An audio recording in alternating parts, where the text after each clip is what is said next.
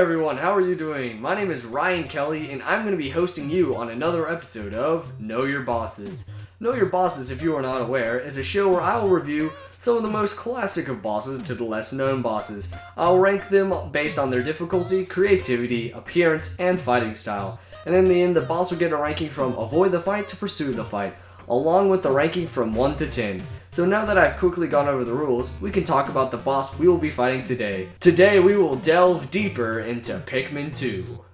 The game was praised on many aspects, including its bosses. There are many bosses that we can talk about in this video, but I think we'll be talking about the infamous dimension-jumping creature that strikes fear into every Pikmin player who encounters it.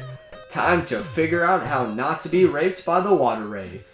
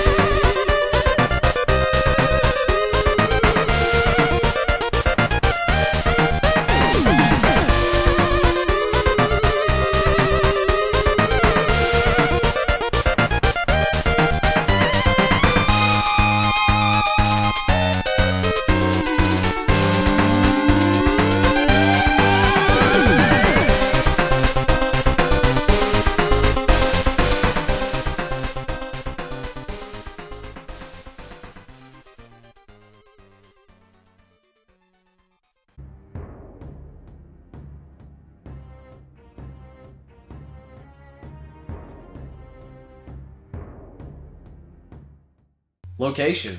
The Waterwraith can appear in two locations, the Submerged Castle and the Bully Den, a challenge mode level. However, we will be ignoring the Bully Den due to the fact that there is little depth to it.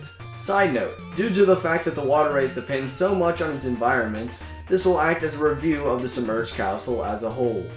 The Submerged Castle is located above ground in the perplexing pool, where it can only be accessed by blue Pikmin due to the fact that it is completely submerged underwater.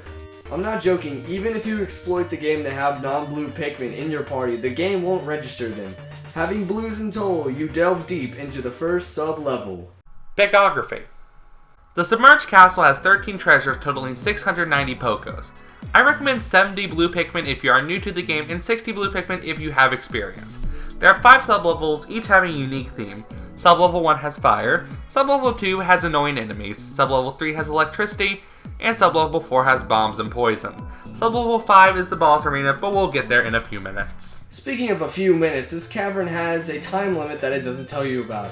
If the player takes 5 minutes of running time, time doesn't pass in the cutscenes or whenever the game is paused, so don't worry about that. The game gives you a motivator.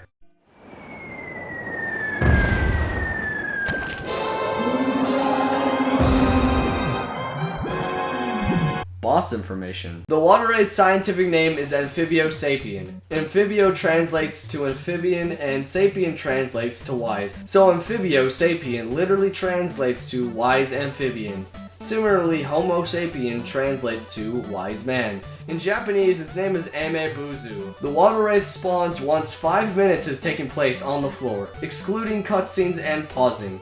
Time does not roll over in the pre-boss phase. Sub-levels 1 through 4. It is invisible and an insta-kill.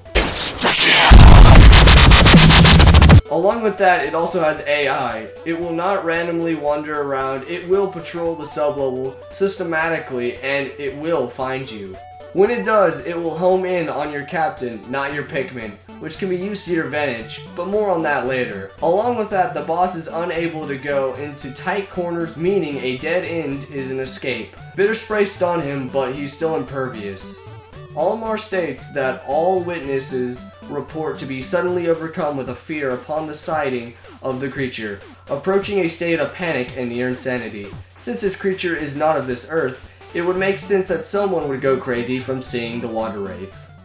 Strategy. While in the pre-fight, there are 2 strategies. Strategy 1.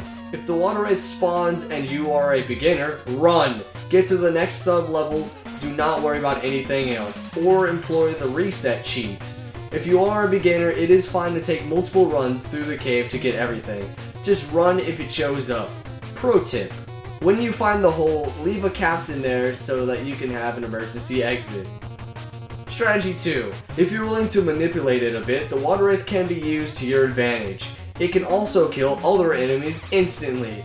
It's kind of like an insta-kill. If there are some enemies, like the fiery Bullblacks in sub-level 1, that are too much of a hassle to take out, then the Waterwraith can be used to insta-kill him. Use one of the captains to distract the Wraith and the other to collect the spoils. The Waterwraith has 2 phases. Phase 1 has 1,800 hit points, and Phase 2 has 1,500 hit points. Reference average attack is 10, red Pikmin 15, purple Pikmin 20, 50 on impact. Height is 112 millimeters. Upon arriving at sub-level 5, there will be 2 violet candy pop buds to get purple Pikmin. Purple Pikmin are the weakness to the Waterwraith. Just like everything else in this game. Flower up your Pikmin with the available eggs and enter the arena. Once the Waterwraith spawns, throw 1 purple Pikmin to the ground to anchor the Waterwraith in our dimension. God, that sounds so cool. Some sources say to throw Pikmin at the Waterwraith, which works, but it is much more effective to swarm the rollers. Why? Well, once the Waterwraith's rollers are destroyed, it moves on to the second phase where it's harmless and just will try to run from you. Chase it down and chop purple Pikmin onto its body. At this point, switch to throwing because swarming the Wraith results in all the Pikmin getting them knocked off, which is less fun than them all getting knocked up. Once all its HP is reduced, the Waterwraith dissolves, leaving the professional noisemaker, which is the reward, the Pluckaphone. Noisier than a spaceship, this wonderful item makes your miserable life 120% more exciting. The Pluckaphone, originally called the Pluck Megaphone, calls all Pikmin from the Earth instantly. Final thoughts. The Waterwraith is one of the most unique bosses in the Pikmin series due to the fact that it starts out by being invincible and insta. As a result, the pre-fight hype receives a 5 out of 5 because the build-up to the boss fight is great. The dungeon shows you the true power of the Waterwraith and how deadly it can be. The fight itself gets a 3 out of 5 because the gameplay is a massive step down from the pre-fight. However, the satisfaction of destroying its only way of annihilating you and slowly beating it to death as it cries for mercy is unlike anything else in this game. The boss receives a 3 out of 5 in difficulty because avoiding the Waterwraith and collecting the treasures is really difficult. However, the actual fight is too easy. The boss's fun factor gets a 2 out of 5 because it can be thrilling to run from the Waterwraith, but the fight itself feels like a chore that your mom told you to do 3 days ago and then you are just now doing it. And since you postponed the chore, it's gotten a lot worse than it was before. Lastly, it gets a 5 out of 5 in creativity because of its presentation, uniqueness, and how weird this thing is to fight. So if I use all of these points to round out the final score, I would say that this boss gets a hit and run. Yeah, I really hate this boss because of all the rage it gave me, but it doesn't mean that it should affect how awesome this boss is. This boss is by far the coolest boss from Pikmin 2. Plus, any boss that has anything to do with multiple dimensions is going to be an interesting fight.